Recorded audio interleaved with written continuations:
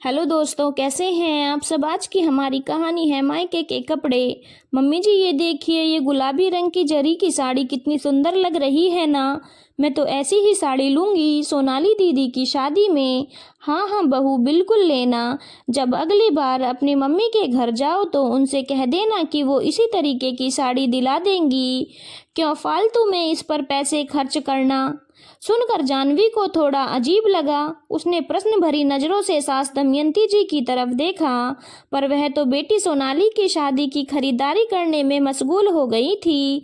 पर उसकी नजरों को उसकी जेठानी आरोही ने पहचान लिया और धीरे से जानवी के कान में कहा, अपने यहाँ बहुएं कपड़े अपने मायके के ही पहनती हैं, ससुरालियों के नहीं। पर भाभी, परवर कुछ नहीं, ये तो अपने ससुराल में रिवाज है। तभी जानवी अचंभित होते हुए बोली, हाय भाभी, ये कैसा रिवाज है।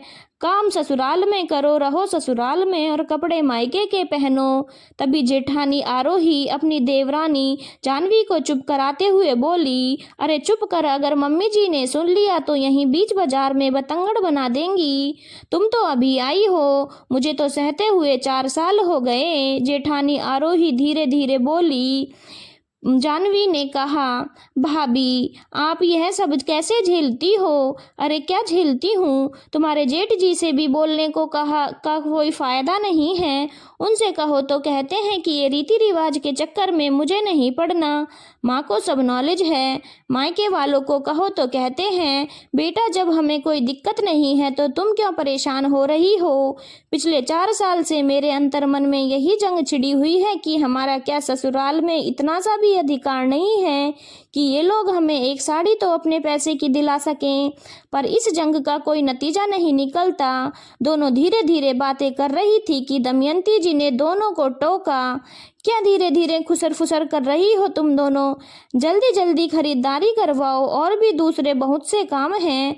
शाम को तुम्हारी दोनों बुआ सास भी आ जाएंगी, इसीलिए घर जाकर खाना भी बनाना है। सासू माँ का आदेश मिलते ही दोनों अपनी ननद रानी सोनाली के लिए साड़ियाँ देखने लगी। जानवी ने देखा कि दमयंती जी ने एक साड़ी खुद के लिए भी पसंद कर खरीद ली। जब दमयंती जी की निगाह जानवी से टकराई तो वह झेपते हुए बोली, अरे मेरे भाई ने कहा था कि एक साड़ी उनकी तरफ से ले लेना, तो मैंने यह ले ली। बाद में वो लोग इसके मुझे पैसे दे देंगे। खरीदारी कर सब लोग घर आ गए, पर जानवी के दिमाग में अभी भी वही बातें घूम रही थी। भला यह भी कोई बात हुई, रहना ससुराल में है, सारा काम ससुराल का करना है, सेवा ससुरालियों की करनी है, और बहू के कपड़े उसके मायके वाले दिलाएंगे। यह बात जानवी को हजम ही नहीं हो रही थी। जानवी की शादी अभी 8 महीने पहले ही दमयंती जी के छोटे बेटे गौरव के साथ हुई है। दमयंती जी अपने परिवार की सर्वे सर्वा हैं, जिनके सामने उनके पति दीनदयाल जी की बोलती बंद रहती है।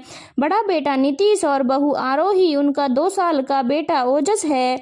वही बेटी सोनाली की शादी पक्की हो गई है, जिसकी खरीदारी करने के लिए वो लोग आज बाजार गए थे। यूं तो जानवी की शादी को ज़्यादा वक्त नहीं हुआ है, इसीलिए उसके पास नए कपड़ों की कोई कमी नहीं। पर ससुराल की तरफ से अगर तीज त्योहार या किसी प्रोग्राम में नए कपड़े मिले तो उसकी खुशी अलग ही होती है। बस इसीलिए जानवी ने साड़ी के लिए दमयंती जी को बोल दिया। पर यह रिवाज उसके सर के ऊपर से जा रहा था।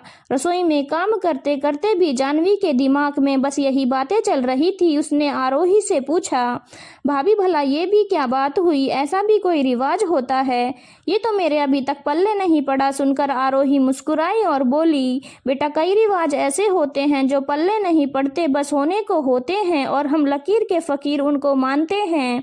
बस हमारे बड़े हमसे मनवाते हैं और हम मान लेते हैं, और आगे चलकर हम दूसरों से मनवाते हैं। अच्छा भाभी, एक बात बताओ, क्या दोनों बुआजियों के कपड़े भी हमारे यहीं से जाते हैं।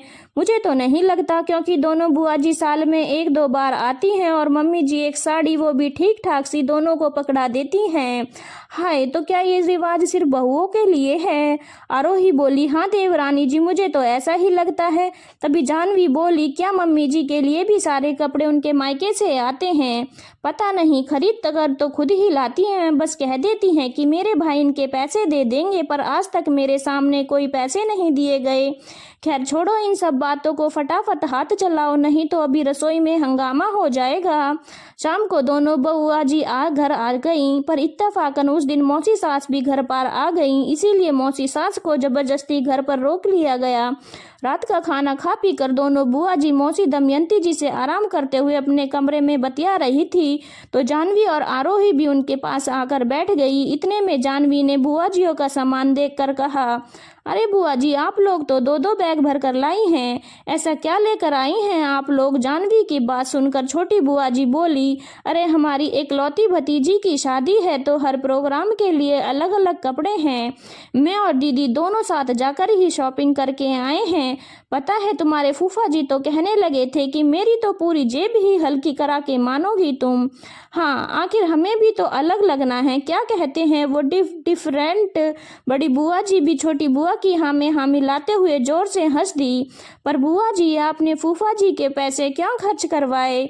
यह तो रिवाज के खिलाफ है, जानवी ने कहा। तो सब हैरानी से उसकी तरफ देखने लगे, पर जानवी ने अपना बोलना बदस्तूर जारी रखा, और नहीं तो क्या बुआ जी, आपको पता नहीं है क्या, हमारे यहाँ पर रिवाज है कि कपड़े तो मायके वाले को ही पहनने पड़ते हैं, ससुरालियों के पैसे खर्च नहीं करवाते। फिर आपने फूफा जी के इतने पैसे क्यों खर्च करवा दिए, जबकि आपको पता था कि मम्मी जी आपको साथ में ले जाकर शॉपिंग करवा कर आएंगी, है ना मम्मी जी? जानवी में इतनी मासूमियत के साथ कहा कि आरोही का मुंह खुला का खुला रह गया, जबकि दमयंती जी से कुछ कहते न बना।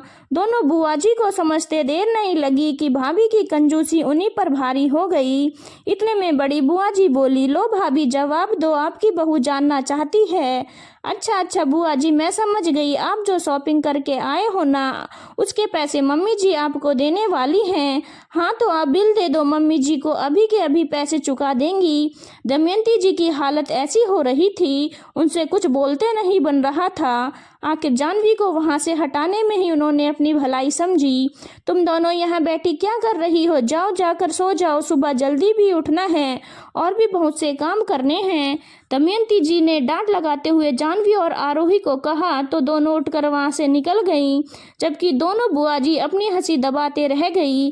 खैर, इस बात का असर इतना तो हुआ कि दूसरे दिन दमयंती जी ने जानवी और आरोही को उनकी पसंद की साड़ी दिलवा दी। बड़ी बहू ने तो कभी किसी के सामने कुछ नहीं कहा, वह तो घर में अकेले ही कहती थी तो कम से कम उसे डांट कर चुप करा देती थी, लेकिन ये छोटी बहू, इसने तो इज्जत का फालूदा ही कर दिया। आखिर ऐसी बहू का क्या भरोसा जो किसी के भी सामने इज्जत उतार दे मेरी, और कहीं मुंह दिखाने लायक ना रहूं। इसीलिए अब इस रिवाज को खत्म कर देती हूँ, मैं ही ऐसे सोचते हुए दमयंती जी ने सोचा।